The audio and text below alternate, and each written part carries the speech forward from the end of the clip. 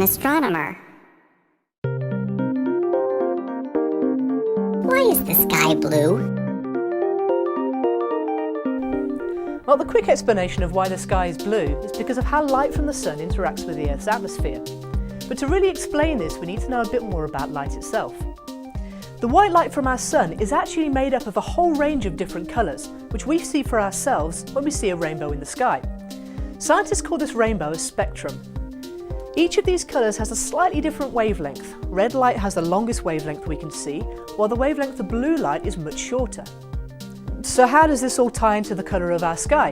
The secret is in how the light reacts to the gases that make up our atmosphere, mainly nitrogen and oxygen. The molecules of these gases interfere with the incoming sunlight. The short wavelength blue light is more strongly affected and is scattered in all directions, while the longer wavelength green and red light is able to pass straight through.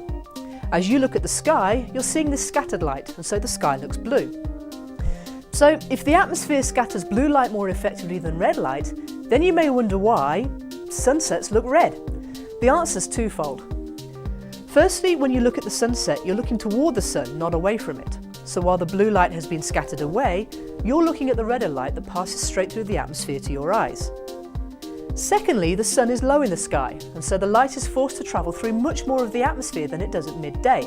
In the process, it passes through far more water vapour and dust.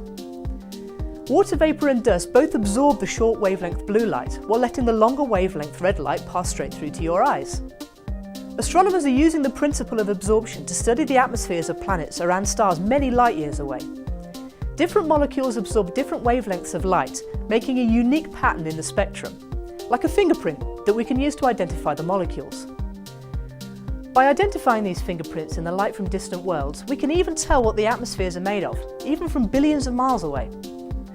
Using the Spitzer and Hubble space telescopes, astronomers have been able to use this technique to find clouds of sandy dust in the atmosphere of one Jupiter-like planet called HD 209458b, along with sodium, oxygen, hydrogen and carbon.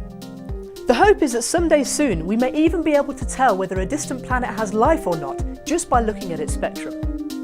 For Ask an Astronomer, I'm Dr. Carolyn Brinkworth of the Spitzer Science Centre.